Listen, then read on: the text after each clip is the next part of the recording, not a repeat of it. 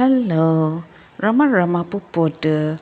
Hope all are in good health, feeling great, wonderful, having a happy and peaceful life. Now let's continue with devotee Suri Nagama. Suri Nagama herself narrated the following incident relating to the Amrita Nadi or the immortal nerve, the nerve that has been extolled by yogic texts and the Hindu scriptures as being similar to the Kundalini. In 1942, a Tamil scholar had a lengthy and detailed discussion with Bhagavan on the Amrita Nadi, believed to be the nerve associated with self realization. Bhagavan showed interest in the discussion and answered all the Pandit's questions, giving a detailed description of the functions of the Amrita Nadi. Nagama felt out of place as she did not know anything of the subject matter. After the Pandit left, she approached Bhagavan and began to ask him about what was discussed.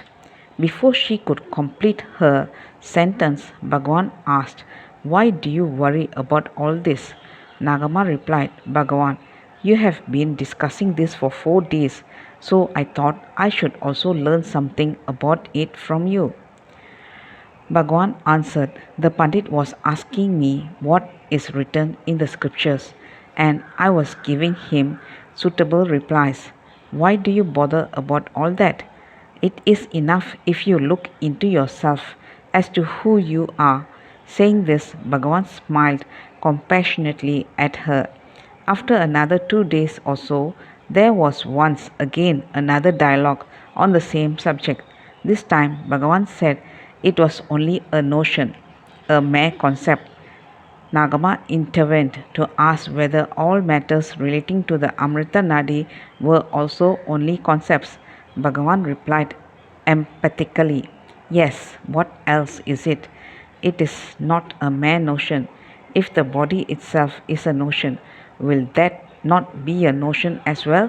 Bhagavan then looked at Nagama with great kindness. That very moment, all her doubts were laid to rest. In narrating this incident, Nagama wanted to make known how important it is to go back to the source when spiritual doubts arise.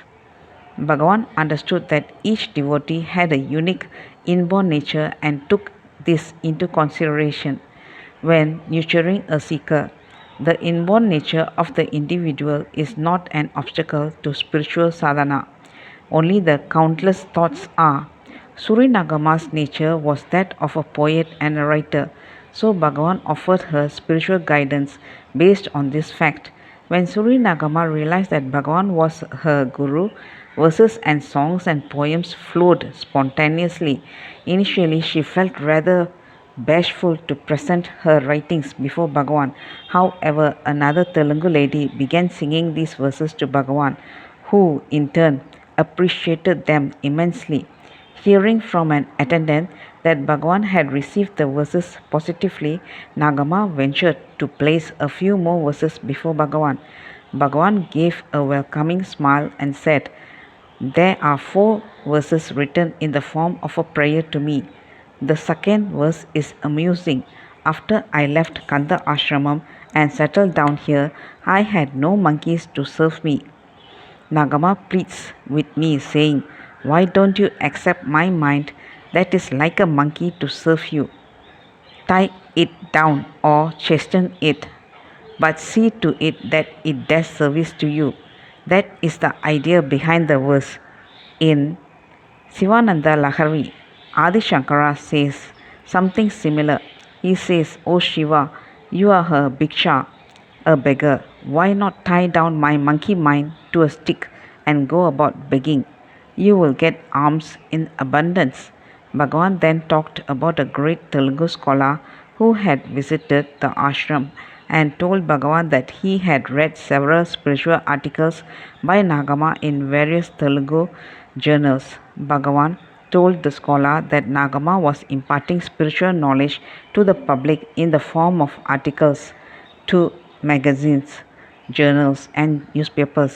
What wonderful support he gave Nagama.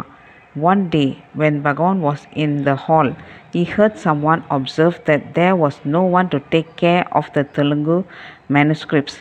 Bhagavan at once suggested that Nagama, with her proficiency in the language, would be able to write down the material. A large bound notebook arrived and Bhagavan himself gave it to Nagama. From that day on, she became the official writer, copier, and custodian of all the writings in Telugu. With the passing of time, Nagama's relatives and friends suggested that she record her conversations with Bhagavan, since she had good fortune of being in Bhagavan's close proximity.